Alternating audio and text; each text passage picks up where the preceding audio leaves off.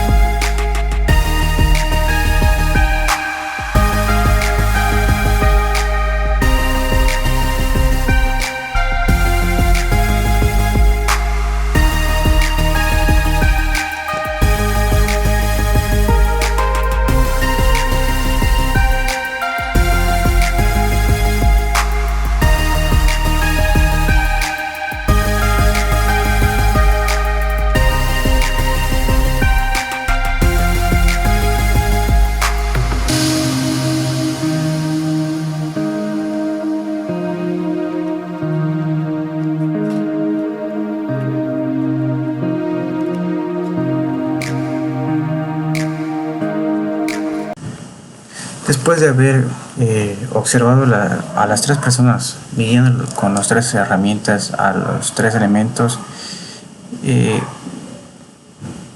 pasamos a nuestra tabla de datos, lo cual estos de aquí van a tener volumen, superficie y longitud, la tabla de variables físicas. Como vemos que tiene dimensión, símbolo y unidades.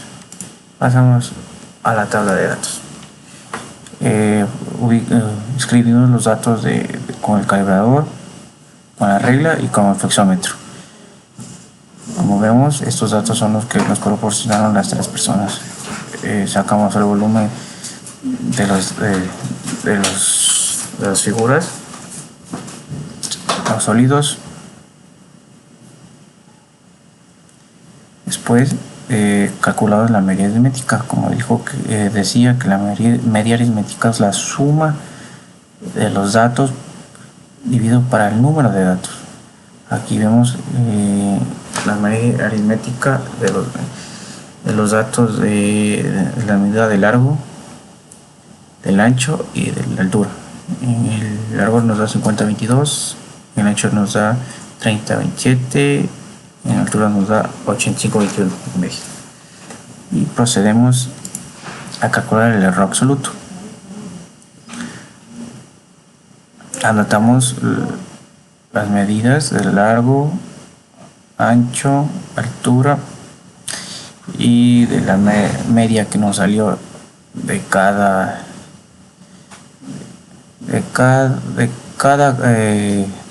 aspecto como de largo, ancho y altura. Como vimos, en el largo salía 50,31, pasamos a restar. Igualmente en el ancho, igualmente en la altura. Y los valores nos quedan en esta columna, en el del largo, del ancho y de la altura. Y seguimos con el siguiente cuadro. Calculamos el error absoluto medio. Como dijimos que era parecido a la media aritmética, pero con esto de aquí trabajamos con los datos del error absoluto medio, que sería la suma de los datos o dividido por el número de datos. Igualmente tenemos datos en largo, ancho y altura. Igualmente anotamos los datos que sacamos. Después sacamos igualmente la media, y estos valores son los que nos dio como resultado 0.058, 0.52, 0.19. Pasamos a la siguiente tabla, calcular el error relativo. Para el error relativo sería el valor que ya encontramos, el valor de el error absoluto medio, como vimos, sobre la media aritmética. Pasamos a ubicar igualmente los datos en el largo, en el ancho y la altura. Y los resultados, como estamos viendo, nos dan estos de aquí. Después de esto pasamos a calcular el error porcentual, el largo, ancho y altura también, que sería el error relativo por el 100%, y esto nos daría el error porcentual que tenemos. Como vemos acá, el error porcentual que nos da de largo es 0.11, el ancho 1.71% y de altura 0.22%.